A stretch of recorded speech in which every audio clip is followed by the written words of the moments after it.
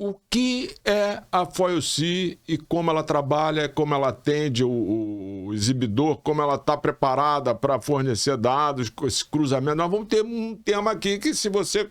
Eu vou ficar caladão e você vai ficar falando. Vamos lá.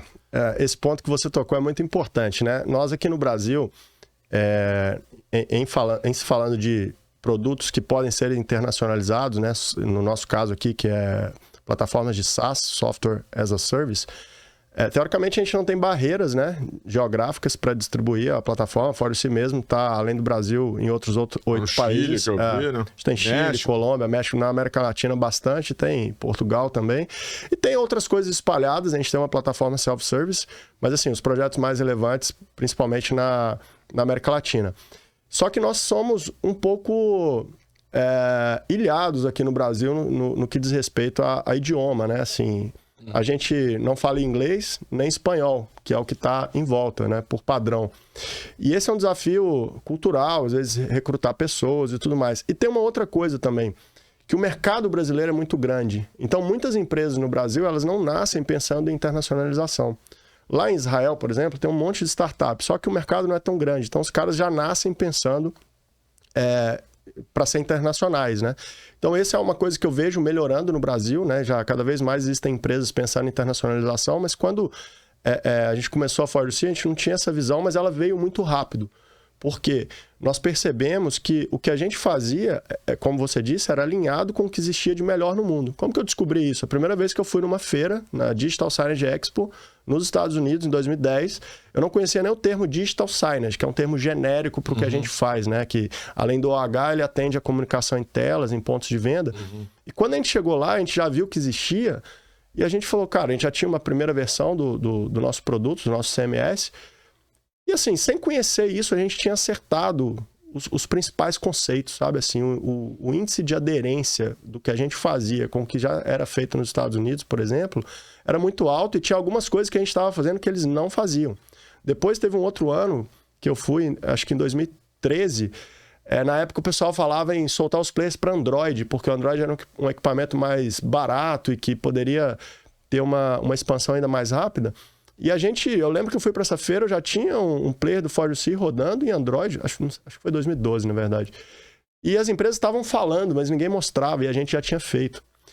E então eu sempre fui muito inquieto, assim, eu nunca gostei dessa coisa de falar, mas vamos olhar para o mercado pequeno. Então, esse foi um dos motivos também porque eu saí de BH e fui para São Paulo, porque as principais decisões, né, no mercado B2B são tomadas em São Paulo e foi um movimento muito acertado, a empresa cresceu muito a partir desse momento, então eu nunca enxerguei barreira técnica. Eu formei numa universidade de ponta, né, a UFMG, quando eu fiz o meu curso, era top 3 no Brasil. Hoje eu nem sei como está o ranking, mas eu imagino que ainda está na vanguarda. Fiz mestrado lá também em desenvolvimento ágil de software, uma metodologia que hoje é muito difundida, mas quando eu fiz estava começando. Quando o Google veio para o Brasil, a primeira empresa que eles compraram foi de lá, de alguns professores meus, que eles tinham muitos trabalhos na área de buscadores. Então, assim, é um centro de referência e, cara, o que a gente fazia lá não devia nada para as grandes universidades do mundo. Então, eu sempre tive essa coisa de estar na vanguarda. E esse último movimento nosso, do Analytics,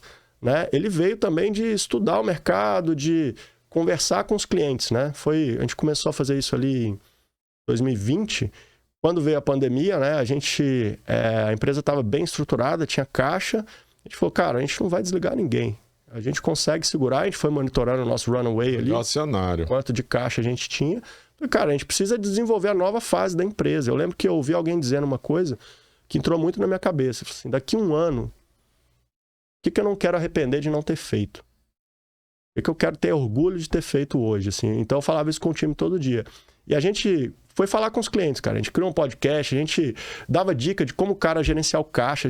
Tudo que a gente foi aprendendo, a gente foi compartilhando com os clientes. E ao conversar com eles, falava assim, cara, o que a FOIL-C poderia fazer por você? E a gente ouviu dezenas de coisas. E compilando essas coisas, a gente tentou achar o que muitos clientes precisavam, com o que a gente era bom em fazer e com o que era relevante, que tinha aplicação e que poderia gerar resultado financeiro para a empresa no médio e longo prazo. E a gente percebeu que muito pouco se sabia sobre quem passava perto da tela, né? A gente cuidava do que estava atrás da tela, até o conteúdo chegar na tela. Mas dali para frente, os caras não sabiam. Quando eu falava de varejo, por exemplo, e hoje está estourando o conceito de retail media, eu ouvi exatamente o seguinte de um cliente. Falei, cara, muito poucas empresas sabem quantas pessoas estão dentro da loja. O cara não sabe mais nada. E aí, essa mesma pessoa falou assim, e não tem informação de carrinho de compra abandonado, não sabe quais áreas da loja são as mais vistas, quais são os caminhos percorridos. E eu falei, cara, olha só, isso tudo existe hoje no e-commerce. Já é monitorado. Também a mídia digital já era monitorada. E eu lembro que eu falei assim um dia com o time, eu falei, cara, a gente precisa criar o Google Analytics do mundo offline. Não existe.